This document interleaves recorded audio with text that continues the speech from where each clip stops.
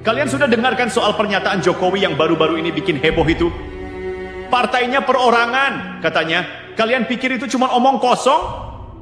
Pasti sebagian besar dari kalian akan langsung mencap itu sebagai sindiran biasa atau sekadar trik politik murahan. Tapi coba deh lihat lebih dalam. Jangan langsung tutup telinga karena merasa itu cuma basa-basi yang nggak penting. Kalau kalian cerdas, pernyataan itu harusnya bikin kalian merinding. Jokowi dengan cerdas menggunakan kalimat ambigu yang bisa ditafsirkan sesuka hati. Istilah partai perorangan kelihatannya semakin ramai dibahas di media sosial. Arahnya sepertinya menuju kepada framing bahwa PDI Perjuangan yang dulu menjadi perjuangan partai sekarang bergeser menjadi Partai Demokrasi Indonesia Perorangan. Dulu semua orang masih cukup takut dengan elit-elit partai. Ketika ketua umum berfatwa, semuanya tak ada yang boleh melawan, tegak lurus dan berbaris secara rapi.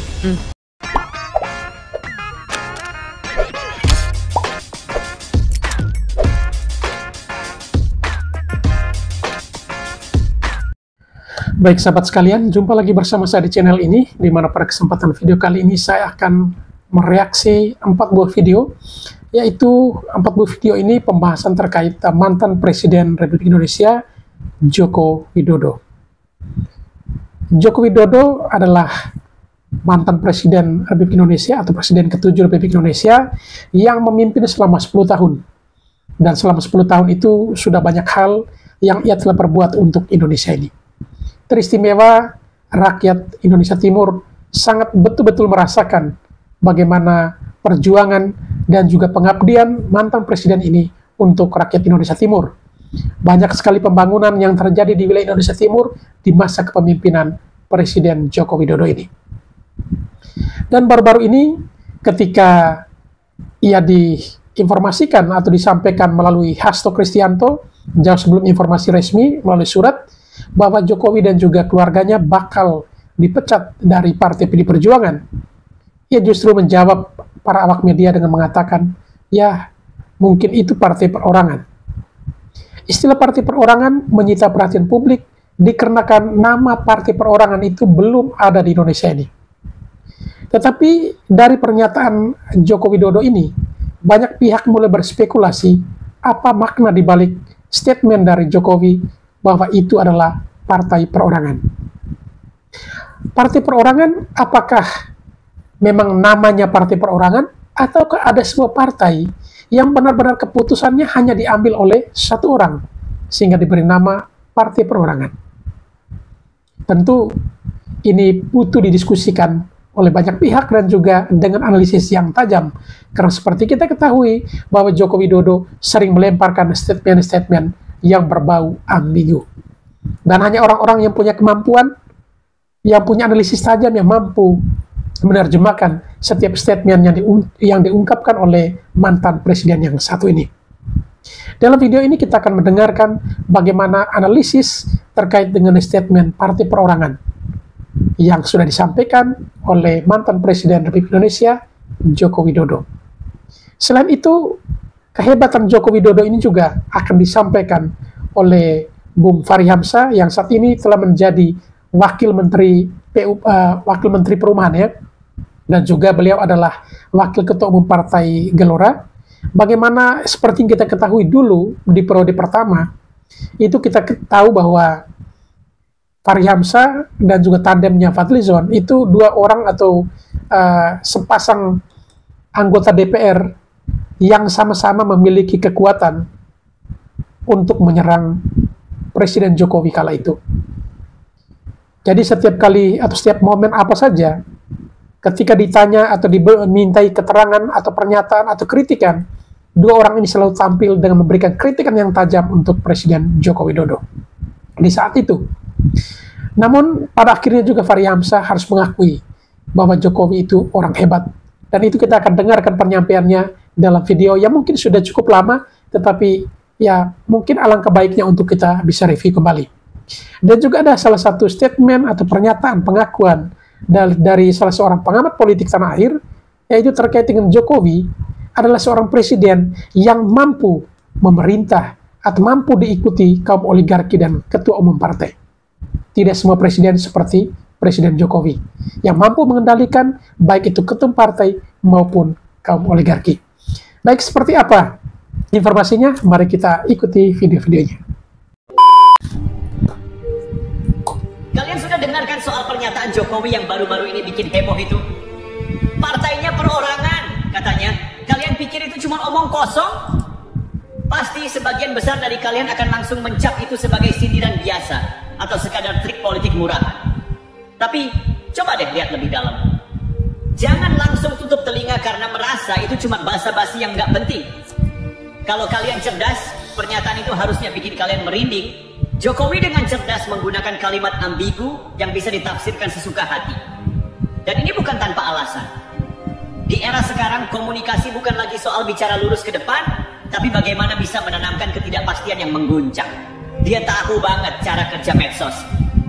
Dia tahu bahwa setiap kalimat, bahkan senyum pun bisa dipelintir jadi topik hangat yang beredar kemana-mana. Coba deh simak konteksnya. Pernyataan tentang partai perorangan jelas bukan untuk bikin semua orang jadi bingung. Itu sengaja dibuat ambigu supaya orang-orang yang punya pikiran tajam bisa mencernanya dan mulai bertanya, apa sih maksudnya? Pak Jokowi tahu benar bahwa kalimat seperti itu akan disalahartikan oleh sebagian orang sebagai sindiran kosong. Tapi itu justru yang dia inginkan. Seperti ramalan Joyoboyo yang penuh makna ganda, pernyataan ini membuka banyak ruang untuk interpretasi.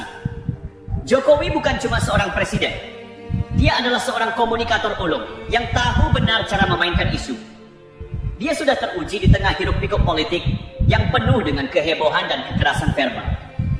Ketika orang-orang sibuk menilai dia lewat cara-cara biasa, Jokowi memilih untuk melemparkan sebuah batu yang nggak langsung dilempar ke muka kita, tapi disembunyikan, menunggu momentum yang pas untuk menciptakan dampak yang jauh lebih besar. Kalimat partai perorangan bukanlah lelucon, bukan juga sekadar isapan jempol. Itu adalah tanda-tanda besar bahwa Pak Jokowi sudah menyiapkan langkah selanjutnya, yang mungkin lebih mengejutkan dari yang kalian kira. Dan di sini muncul ironi yang jelas. Siapa yang sebenarnya bisa melawan Jokowi jika ia sudah berada di luar jalur? PDIP, partai yang mengklaim membesarkan Jokowi, kini malah berisiko hancur akibat penolakan terhadap dirinya. Pak Jokowi sudah lama berusaha untuk tetap menjadi bagian dari PDIP, meskipun banyak di luar sana yang sudah melupakan apa yang telah dia lakukan untuk partai itu. Sekarang, dengan kenyataan bahwa dia dipecat, ia malah terlihat lebih kuat daripada sebelumnya. Jangan tertipu oleh narasi mainstream yang menganggap dia lemah hanya karena sudah tidak punya partai atau posisi. Di balik pernyataan partai perorangan itu ada potensi besar untuk menciptakan perpecahan dalam tubuh PDIP. Apa yang terjadi jika banyak kader PDIP yang masih merasa bahwa Jokowi adalah sosok yang mereka banggakan, merasa terasingkan, dan akhirnya mengikuti langkah Jokowi? Apakah kalian siap melihat PDIP terpecah dengan sebagian besar anggotanya keluar dan membentuk kekuatan baru? Bayangkan, jika ini terjadi, bukan hanya PDIP yang akan terguncang, tetapi seluruh politik Indonesia. Lebih jauh lagi, kalau Jokowi benar-benar mendirikan partai baru, apa yang salah dengan itu? Bukankah itu haknya untuk menentukan jalannya sendiri setelah dikeluarkan dari partai yang dulu dia bela mati-matian? Dia bukan hanya sekadar orang yang tersingkir, dia adalah sosok yang masih punya kekuatan politik dan basis pendukung yang besar. Jadi kalau Pak Jokowi mendirikan partai baru, itu adalah pilihan politik yang sah. Jangan lupa, dia bukan hanya figur yang dihapus begitu saja. Ini adalah potensi perpecahan yang bisa membangun kembali konfigurasi politik Indonesia yang lebih berwarna. Jangan mudah tertipu oleh narasi yang ingin menjegalnya, karena di balik langkah itu ada tujuan yang jauh lebih besar. Sekarang, apakah kalian masih percaya bahwa Jokowi cuma akan duduk diam saja dan menerima perlakuan ini? Tentu tidak. Ini bukan soal balas dendam pribadi. Ini adalah soal strategi. Jika Pak Jokowi memang benar-benar mendirikan partai baru, siapa yang bisa menahan gelombang itu? Orang-orang yang merasa tidak puas dengan cara PDIP dikelola, mereka yang simpati padanya akan ikut keluar. Partai baru ini yang mungkin membawa aroma PDIP namun dipimpin oleh Jokowi bisa menjadi batu loncatan untuk perubahan besar di Indonesia. Jadi, apakah kalian sudah siap untuk melihat perpecahan besar ini? Jangan anggap ini hanya sebagai spekulasi, karena bisa saja kita berada di titik balik dalam politik Indonesia. Jokowi dengan pernyataannya yang terkesan ambigu itu sudah menyiapkan panggungnya. Sekarang pertanyaannya adalah, Apakah kalian siap menyaksikan perubahan besar yang akan datang? Pemikiran ini mungkin tidak populer. Mungkin ini juga bukan konten yang akan disukai banyak orang. Tapi bagi kalian yang benar-benar cermat, kalian akan merasakan sesuatu yang mendalam. Jangan takut untuk bertanya. Jangan takut untuk melihat lebih dalam. Kalau kalian setuju atau tidak, silakan tuliskan komentar kalian di bawah ini. Apa yang sebenarnya kalian takutkan dari seorang Jokowi yang berjalan sendiri? Bukankah demokrasi sejati seharusnya memberi ruang bagi setiap individu untuk menentukan arah tanpa harus terkungkung oleh doktrin partai? Atau jangan-jangan kita sudah terbiasa melihat politik sebagai permainan yang hanya bisa dimainkan oleh mereka yang punya tiket masuk ke klub eksklusif bernama partai besar? Kalimat partai perorangan seolah menjadi tamparan bagi sistem politik kita yang ironisnya malah sering membunuh gagasan individual demi kepentingan segelintir elit. Bayangkan ini, seorang Jokowi yang tidak lagi terikat oleh aturan partai bisa berbicara lebih lepas. Dia tidak perlu lagi mengikuti arahan ketua umum yang merasa dirinya seperti dewa penentu takdir politik bangsa. Ketika Jokowi memutuskan untuk berdiri sendiri atau bahkan membangun kendaraan politik baru, bukankah itu justru menegaskan kebebasan berpolitik yang sering kita dengungkan dalam slogan, tetapi jarang kita praktikkan? Dan disinilah letak ironi terbesar. Mereka yang selama ini menyerang Jokowi dengan tuduhan bahwa dia hanyalah boneka partai, kini menghadapi kenyataan yang jauh lebih mengerikan. Jokowi yang bebas. Jokowi yang bisa mengumpulkan kekuatan dari bawah, dari rakyat yang selama ini merasa bahwa suara mereka tidak didengar oleh partai-partai besar.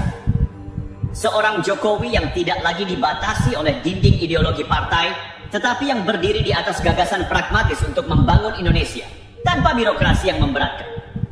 Perpecahan PDIP, keharusan atau kecelakaan? Kalian mungkin berpikir, ini cuma spekulasi. Jokowi nggak akan nekat mendirikan partai baru. Tapi tunggu dulu, lihat pola yang sedang terbentuk. Saat ini PDIP berada dalam posisi yang dilematis. Di satu sisi mereka tidak bisa mengabaikan pengaruh Jokowi yang sudah menjadi ikon nasional. Di sisi lain, ada tekanan besar untuk menjaga kendali penuh atas partai. Dalam kondisi seperti ini, perpecahan bukan hanya kemungkinan, tetapi menjadi sesuatu yang hampir tidak terhindarkan. Dan jika itu terjadi, siapa yang akan kalian salahkan? Jokowi yang hanya bertahan dengan caranya sendiri? Atau sistem partai yang tidak pernah benar-benar memberi ruang bagi perbedaan pendapat? Jangan lupa, Jokowi bukan politikus biasa. Dia adalah anomali dalam politik Indonesia. Seseorang yang datang dari luar lingkaran elit, membuktikan bahwa politik tidak harus dimonopoli oleh segelintir keluarga besar atau jaringan kroni. Hal yang menarik dari Jokowi adalah caranya merespons serangan. Dia tidak pernah menjadi sosok yang suka berteriak-teriak atau menyerang balik dengan vulgar. Sebaliknya, dia lebih memilih untuk tersenyum. Senyum yang sering dianggap sebagai kelemahan, tetapi sebenarnya adalah bagian dari strategi. Senyum itu adalah cara Jokowi untuk mengatakan, silakan serang saya akan tetap di sini, tenang dan menunggu kalian kelelahan sendiri. Apa yang kita lihat sekarang adalah Jokowi yang sedang bermain catur politik dengan langkah-langkah terukur. Ketika dia mengatakan partai perorangan, itu bukan hanya sebuah pernyataan spontan. Itu adalah peringatan bahwa dia siap untuk mengambil jalannya sendiri jika keadaan memaksanya. Dan mari kita jujur, siapa yang bisa menghentikan dia? Jika Jokowi benar-benar mendirikan partai baru, itu bukan hanya tentang dia. Itu adalah tentang membuka ruang baru dalam politik Indonesia yang selama ini terasa stagnan. Ini adalah peluang untuk mengubah dinamika kekuasaan yang selama ini terlalu terpusat pada beberapa tokoh atau keluarga besar. Dan disinilah kalian sebagai rakyat harus menentukan posisi. Apakah kalian akan terus mendukung sistem lama yang kaku dan eksklusif? Atau kalian akan mendukung sesuatu yang baru, meskipun itu berarti harus menghadapi ketidakpastian?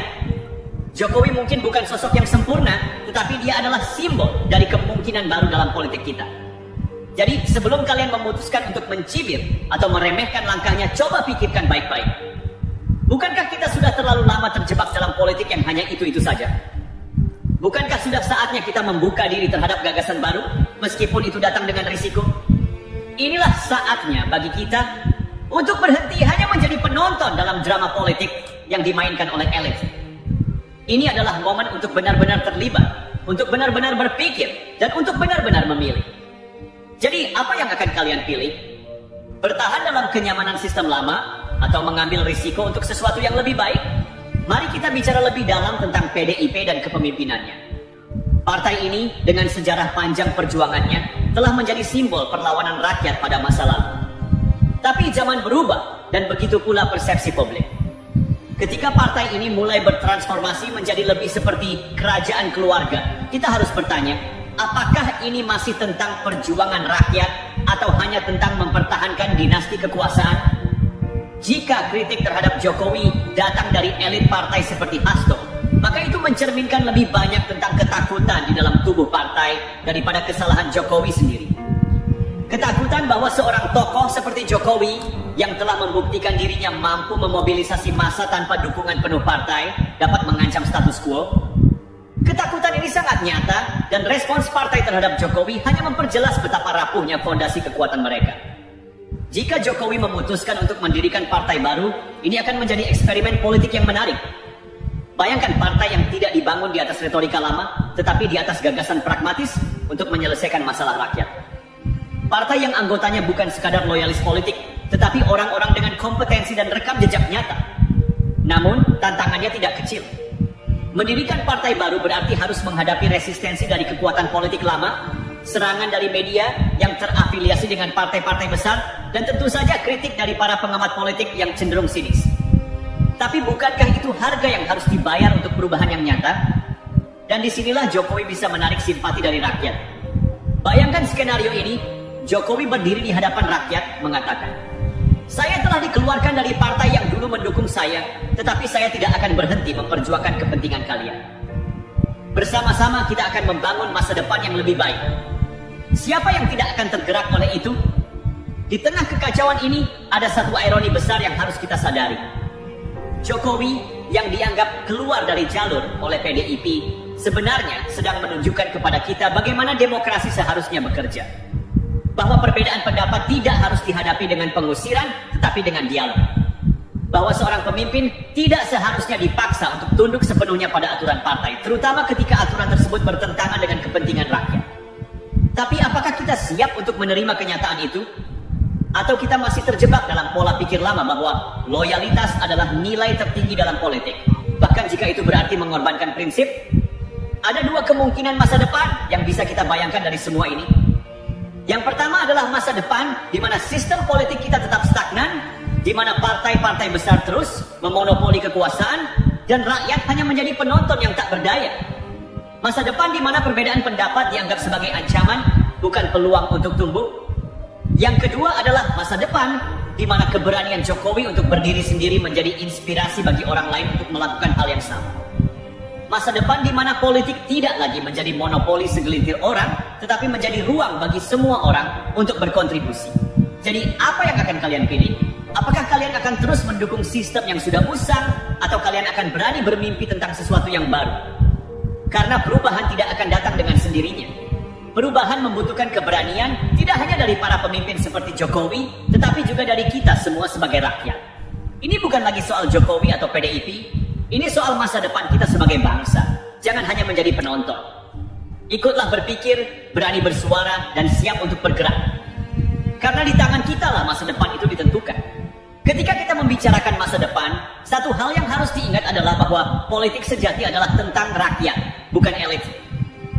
Dalam semua gejolak ini, Jokowi sebenarnya sedang menampilkan wajah baru dari politik rakyat. Dengan keberaniannya menanggapi tekanan partai dan tetap berdiri di jalannya sendiri, ia memberikan pelajaran penting bahwa politik tidak harus menjadi permainan oligarki. Namun, harapan ini harus dibarengi dengan tindakan nyata. Rakyat tidak bisa hanya menjadi penonton. Ketika Jokowi mengisyaratkan perpecahan atau bahkan kemungkinan membangun partai baru, ini seharusnya menjadi momen refleksi bagi kita semua. Kita harus bertanya, apa yang sebenarnya kita inginkan dari politik? Apakah kita puas dengan partai-partai besar yang hanya memperjuangkan kepentingan segelintir elit? Ataukah kita siap mendukung sesuatu yang benar-benar baru meskipun itu penuh risiko? PDIP mengklaim sebagai partai demokrasi. Tapi mari kita jujur, bagaimana mungkin sebuah partai demokrasi dikelola seperti sebuah kerajaan? Dalam sistem di mana keputusan besar hanya bisa diambil oleh segelintir orang, kita harus bertanya, apakah ini demokrasi atau hanya ilusi? Kritik terhadap Jokowi yang dianggap membangkang adalah bukti nyata betapa sulitnya menjadi pemimpin yang independen di sistem politik kita. Padahal independensi bukanlah ancaman, melainkan fondasi dari demokrasi itu sendiri. Ketika Jokowi menunjukkan bahwa ia bisa bekerja untuk rakyat tanpa bergantung sepenuhnya pada struktur partai, seharusnya itu menjadi sesuatu yang diapresiasi, bukan diserang.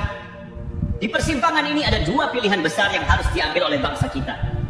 Pilihan pertama adalah melanjutkan sistem politik lama, di mana partai-partai besar tetap mendominasi dan pemimpin seperti Jokowi akan terus dimusuhi jika mereka tidak sesuai dengan kepentingan elit partai. Pilihan kedua adalah membuka ruang baru untuk politik yang lebih inklusif, di mana rakyat benar-benar memiliki suara dan pemimpin memiliki kebebasan untuk mengambil keputusan berdasarkan kebutuhan masyarakat, bukan tekanan partai. Jokowi mungkin hanya satu sosok, tetapi ia adalah simbol dari sesuatu yang lebih besar. Jika ia berhasil membangun gerakan baru, ini bisa menjadi awal dari perubahan besar dalam politik Indonesia. Tapi sekali lagi, itu hanya akan terjadi jika kita sebagai rakyat bersedia mendukungnya. Bagi mereka yang terus mengkritik Jokowi, ada pertanyaan yang harus mereka jawab. Apakah kritik ini didasarkan pada fakta atau hanya rasa takut kehilangan kendali? Ketika elit partai menyerang Jokowi, itu sebenarnya lebih mencerminkan kelemahan mereka sendiri. Sebuah partai yang kuat tidak akan merasa terancam oleh perbedaan pendapat. Sebaliknya, mereka akan merangkulnya sebagai bagian dari proses demokrasi. Pada akhirnya, rakyatlah yang akan menentukan. Jika kita membiarkan politik terus dikuasai oleh segelintir orang, maka kita tidak bisa mengeluh ketika perubahan yang kita harapkan tidak pernah datang. Tapi jika kita berani mendukung sesuatu yang baru, meskipun itu penuh dengan risiko dan ketidakpastian, maka kita punya kesempatan untuk menciptakan masa depan yang lebih baik. Jokowi sudah menunjukkan keberaniannya. Sekarang giliran kita. Apakah kita hanya akan menjadi penonton atau kita akan bergabung dalam perjuangan ini? Karena di tangan kita lah, bukan di tangan partai atau elit, masa depan Indonesia yang sebenarnya ditentukan. Dalam momen genting seperti ini, Jokowi memberikan peluang besar untuk kita memahami kekuatan rakyat. Ketika seorang pemimpin tanpa partai tetap bertahan dengan dukungan publik sebesar 85%, apa yang sebenarnya itu tunjukkan? Itu adalah bukti bahwa kekuatan sejati dalam politik bukanlah elit yang berdebat di ruang rapat, tetapi rakyat yang menentukan di lapangan. Elit partai bisa terus meneriakkan retorika, tetapi mereka tidak akan bisa memanipulasi kenyataan. Rakyat Indonesia tidak lagi mudah diperdaya. Keputusan Jokowi untuk tetap berdiri tegak menghadapi tekanan adalah simbol dari perlawanan terhadap sistem yang stagnan. Jika ia benar-benar mendirikan partai baru, ini bukan sekadar langkah politik, melainkan deklarasi bahwa politik lama sudah tidak relevan lagi. Elit-elit partai yang merasa terganggu mungkin berpikir mereka sedang mempertahankan sistem. Tetapi sesungguhnya mereka hanya mempertahankan kenyamanan pribadi.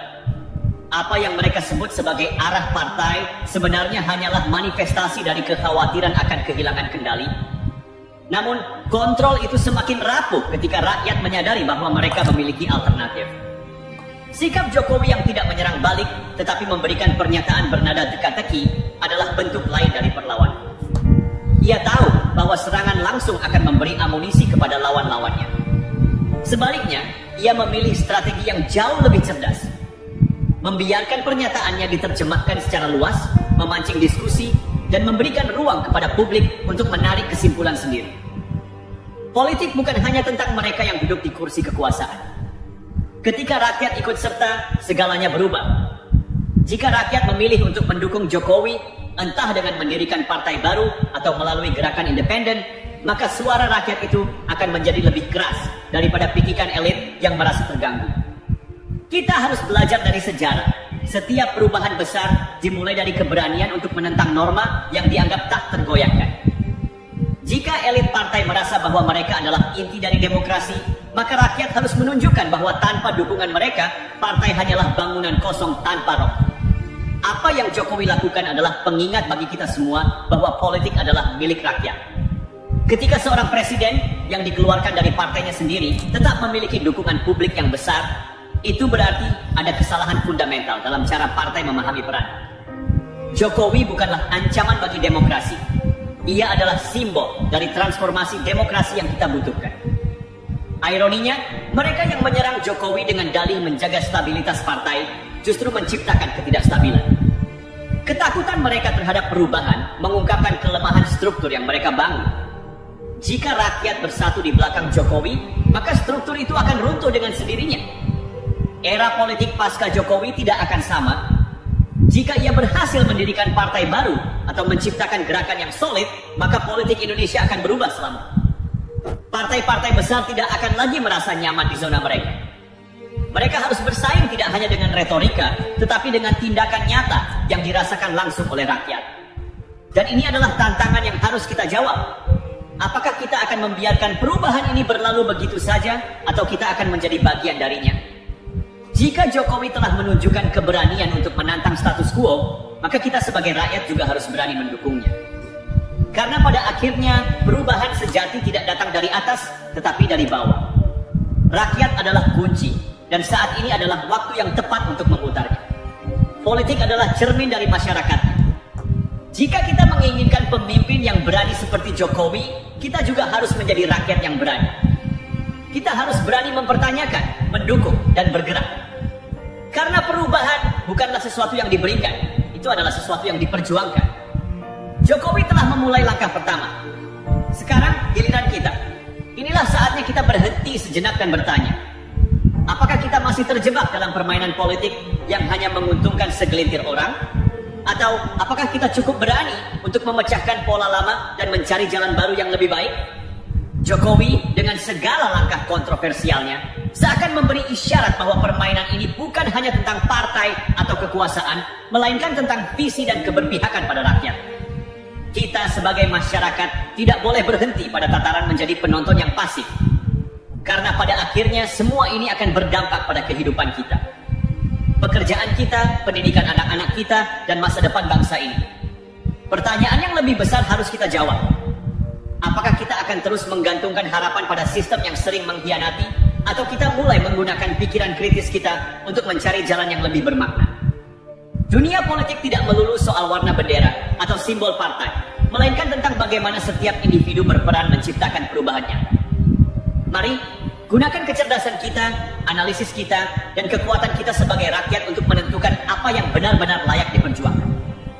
Karena perubahan sejati bukan hanya tentang siapa yang berkuasa, tapi siapa yang memilih untuk tidak menyerah dalam memperjuangkan harapan. Bagaimana menurut Anda? Apakah kita siap menjadi bagian dari perubahan ini, atau hanya menjadi saksi yang diam? Pilihan ada di tangan Anda. Istilah partai perorangan kelihatannya semakin ramai dibahas di media sosial. Arahnya sepertinya menuju kepada framing bahwa PDI Perjuangan yang dulu menjadi perjuangan partai sekarang bergeser menjadi Partai Demokrasi Indonesia Perorangan. Benarkah demikian?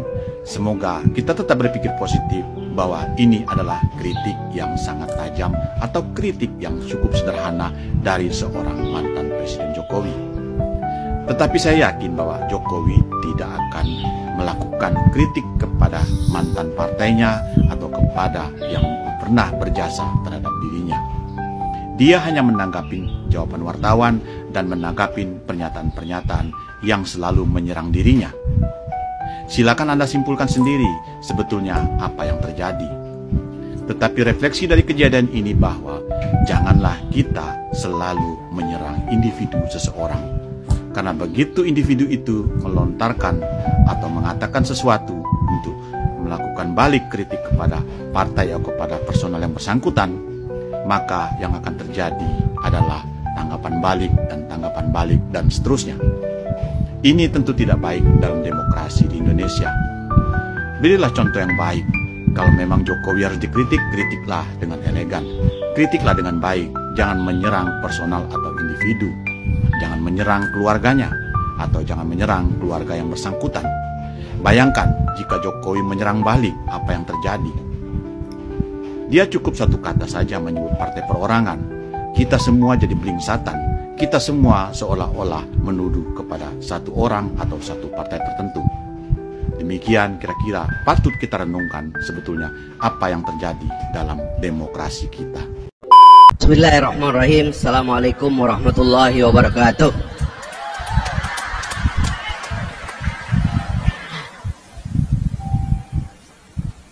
Pak Dasko, tuan rumah Mas Giono sebagai direktur, Pak Prabowo yang sama-sama kita harapkan,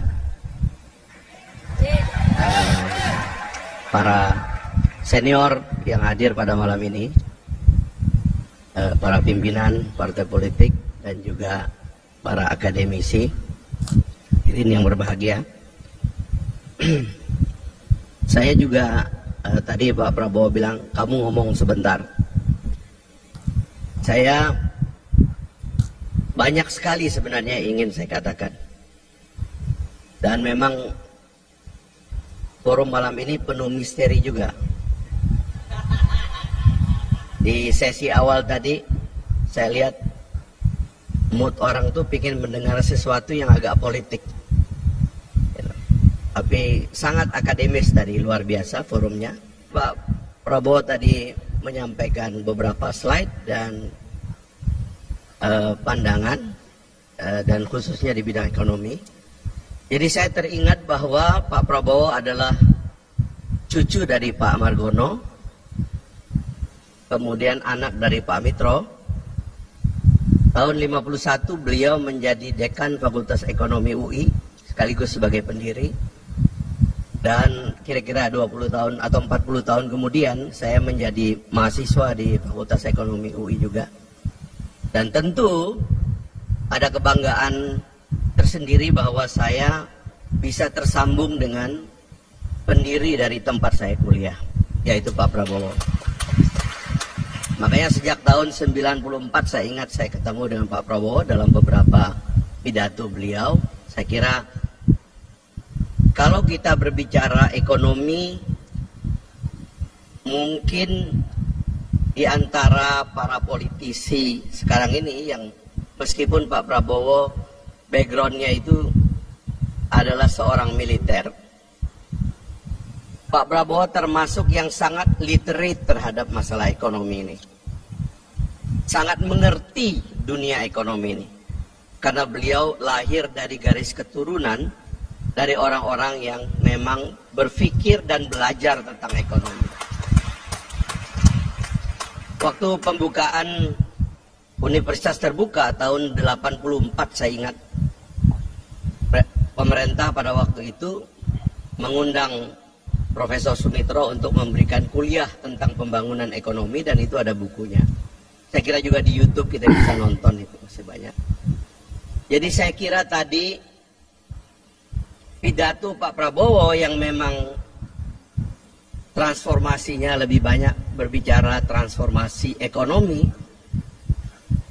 itu seperti pidato karena ini di forum akademik, seperti kuliah perdana Profesor Sumitro bulan September tahun 84 di depan mahasiswa Universitas Terbuka dan dihadiri oleh Presiden Soeharto pada saat pidato atau kuliah perdananya itu. Jadi Pak Prabowo saya kira sangat tersambung dengan isu ekonomi. Karena itulah beliau berani mengajukan komitmen kita secara nasional untuk kembali ke jalan tengah. Karena Pancasila adalah ideologi pertengahan. Bung Hatta pendiri bangsa dalam bukunya tentang dinamika ekonomi Indonesia ke depan, beliau memakai istilah mendayung di antara dua karang. Melihat pertarungan antara dunia liberalisme dengan dunia sosialisme yang begitu hebat, beliau mengatakan kita mendayung di antara dua karang. Bahkan untuk ekonomi Pancasila di UGM di tempatnya Pak Jokowi, Pak Mubiarto menulis buku tentang ekonomi Pancasila. Belakangan saya baca bukunya Pak Jimli juga, itu tentang ekonomi konstitusi. Jadi memang ada banyak yang kita perlukan untuk mengembalikan jiwa dari perekonomian nasional kita. Peran koperasi misalnya di antara yang paling penting yang belakangan kita tidak dengar dan tidak signifikan. Dan saya kira tadi dengan platform yang disampaikan oleh Pak Prabowo kita akan kembali ke sana. Itu yang pertama yang saya ingin katakan, bahwa insya Allah jalan menuju ekonomi Pancasila mendayung di antara dua karang ekonomi baru yang kita akan gunakan untuk memperbaiki keadaan kita, terutama ketimpangan, akan menemukan jalannya kalau Pak Prabowo memimpin kita semua. Saya hanya mengusulkan dua hal di bidang ini, Pak Prabowo. Yang pertama adalah memang perlu ada penerjemahan teoritis yang lebih kuat. Dan saya kira kita banyak ekonom yang bisa melakukan itu. Karena ini bukan pikiran baru. Tadi saya katakan Bung Hatta menyatakan itu. Beberapa guru besar menulis tentang itu. Ya, tadi saya katakan Pak Jimli juga menulis tentang itu. Bagaimana mengkonstruksi ekonomi Pancasila dalam kebijakan moneter dan fiskal yang lebih real, saya kira itu tantangan teoritis yang harus kita kerjakan. Dan tadi tim yang disebut oleh Pak Prabowo tentu akan berbicara menuntaskan ini sebelum masa 2024 nanti. Dan yang kedua adalah menurut saya ini agak praktis, meyakinkan kepada pemain besar bahwa jalan tengah, ekonomi jalan tengah bukan tentang mematikan yang besar, tetapi memberikan porsi permainan kepada yang besar untuk terus menjadi besar, sehingga memiliki manfaat besar kepada masyarakat umum, sambil memperkuat yang berada di bawah untuk menjadi pemain yang lebih kuat.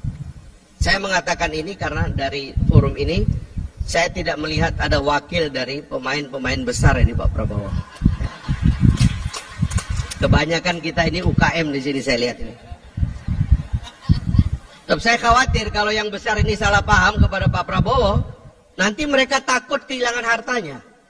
Katakan kepada mereka, ekonomi Pancasila jalan tengah bukan tentang mengerdilkan yang besar, tetapi dengan menguatkan tulang punggung masyarakat banyak kita. Karena itu adalah basis bagi pertumbuhan dan kekuatan nasional kita ke depan. Ekonomi kita harus melibatkan sebanyak mungkin orang, jangan ada yang jadi penonton. Karena itu saya mengapresiasi terminologi yang dilahirkan oleh Pak Prabowo tadi. Mungkin ini terminologi yang secara keras dinyaringkan malam ini dan akan menjadi terminologi politik dan juga mungkin terminologi akademik, yaitu Jokowinomics. Saya lebih baik mengatakan Pak Prabowo, Jokowinomics itu adalah,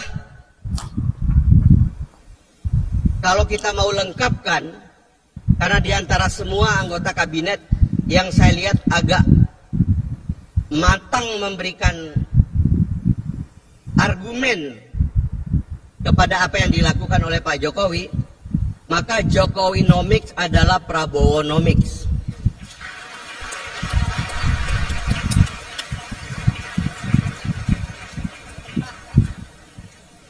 Saya ingin mengambil perhatian kita semua bahwa saya tidak main-main dengan istilah Prabowonomics adalah Jokowinomics dan sebaliknya Jokowinomics adalah Prabowonomics.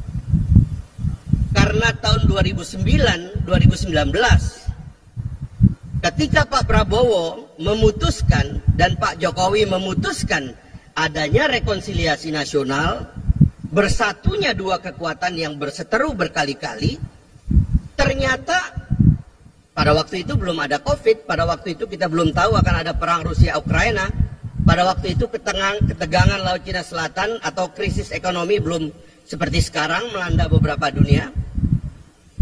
Tetapi kemudian alhamdulillah dua tokoh terpanggil jiwanya untuk mau duduk bersama dan melakukan rekonsiliasi besar, sehingga terjadi kekompakan yang luar biasa yang menyebabkan kita lolos dari krisis, menghadapi COVID, bahkan sekarang ini kita menghadapi ancaman dari adanya instabilitas global karena perang, adalah karena dua orang ini menurut saya mendapat hidayah dari Allah untuk menyatu.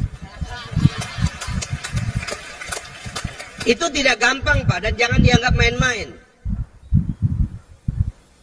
Kita sebagai bangsa ini punya catatan. Pak Prabowo tadi juga mengatakan kita kurang menghargai orang dan sebagainya, ada catatannya. Bahkan saya mengatakan, saya melihat di dalam sejarah dari generasi ke generasi kepemimpinan terputus.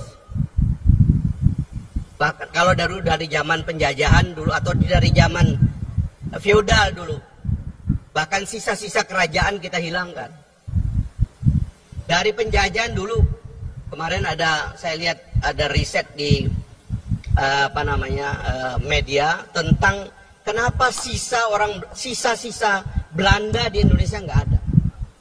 Bahasanya tidak dipakai, padahal katanya menjajah 350 tahun. Putus. Orde Lama ke Orde Baru, putus. Presidennya juga dalam pesakitan. Orde Baru, putus. Kita mau menghapus seolah-olah Pak Harto, Bung Karno nggak ada jasanya. Kepemimpinan seterusnya juga demikian, putus. Bahkan sekarang dalam situasi kebebasan ini, kita mengentertain kebebasan untuk melanggengkan konflik. Tetapi alhamdulillah Pak Prabowo dan Pak Jokowi bersatu dalam satu kekuatan, kemudian mencoba menyatukan elit Indonesia. Ada masalah besar di depan kita, jangan lagi bertengkar. Mari kita song-song masa depan Indonesia dan kesempatan Indonesia menjadi bangsa besar. Jadi koalisi Pak Prabowo dengan Pak Jokowi bukan insiden. Dia adalah monumen yang harus dirayakan dan dipertahankan. Saya ini generasi yang suka bertengkar, pemberontak juga. Ini gara-gara suka dengar pidato Pak Prabowo juga dulu. Tapi sebagai generasi muda saya juga ngeri juga. Kalau kita mengentertain pertengkaran ini terus-menerus secara dangkal, orang lain sudah kemana, kita akan kemana. Jadi menurut saya, karena itu saya ingin Jokowinomics adalah Prabowonomics. Karena rekonsiliasi telah terjadi. Dan saya ingin mengucapkan terima kasih kepada Pak Jokowi juga. Secara langsung atau tidak langsung, menginspirasi kembalinya koalisi besar. Saya pernah bertemu dengan Pak Jokowi dan mengatakan, Pak, dari Pak Harto ke kita putus, Pak. Bahkan juga dari Bung Karno putus. Waktu Pak Harto turun tidak ada proses pewarisan yang mantap. Sehingga kita bertengkar. Generasi kami, angkatan 98, tidak paham dengan orang-orang tua kita. Sehingga kita bertengkar. Pecah kita. Kita mulai banyak hal dari nol. Bahkan Pak Prabowo adalah manusia sejarah yang menyaksikan dari dekat. Dan beliau juga menjadi salah satu yang merasakan bagaimana keterputusan ini tidak baik bagi kita semua. Dengan segala apa yang beliau rasakan. Kemudian kita melihat contoh di negara di sekitar kita, Pak. Tadi kita lihat Pak Harto. Kita lihat Pak Mahathir di Malaysia. Ada forum seperti ini, forum UMNO, Barisan Nasional. Orang-orang nangis minta beliau terus. Tapi beliau tanpa mempersiapkan satu kaderisasi dan regenerasi, beliau mundur. Ketika mundur, semua penggantinya dikritik. Yang mengantarkan beliau suatu hari kembali menjadi Perdana Menteri. Dan berakhir begitu cepat. Jadi tidak ada proses yang mulus. Mudah-mudahan Pak Anwar sekarang yang mimpin bisa memimpin rekonsiliasi bangsanya. Karena hasrat untuk bertengkar ini kuat di kita, Pak. Terutama anak-anak muda nih, pengen bertengkar aja kerjaannya. Nah, ada contoh Lee Kuan Yew yang mengatur. Waktu Gocok Tong, kemudian Chin Lung, mulus berjalan. Ada visi tentang keberlanjutan. Ada gagasan tentang bahwa kita memang punya perbedaan, tetapi tujuan besarnya tidak boleh hilang. Indonesia emas tetap ada di depan mata kita, dan kita tidak boleh bertengkar tentang Indonesia emas. Tadi Pak Amran mengatakan super power baru, kebetulan Gelora pakai super power baru, Pak. Ya mirip-mirip lah itu. Jadi menurut saya 2024 menurut saya pikiran besarnya yang tadi sudah diungkapkan oleh Pak Prabowo harus menjadi pikiran bersama. Kita tidak boleh lagi memberikan kesempatan kita karena ingin bertengkar atas nama demokrasi liberal, lalu kita rusak semuanya dan ingin semua mulai dari nol. Tidak kita izinkan itu. Yang terakhir saya ingin bilang begini Pak Prabowo. Waktu saya kecil Pak, saya suka berantem. Dan kalau berantem kadang-kadang di pinggir hutan Pak. Sampai capek saya berantem dengan teman saya itu. Kadang-kadang saya berpikir sebagai anak kecil, mudah-mudahan ada orang yang lewat melerai kita karena kita sudah capek. Jadi saya merasa Pak Prabowo ini ada di depan kita sekarang Pak. Saya ingin menjadi yang melerai pertengkaran kita.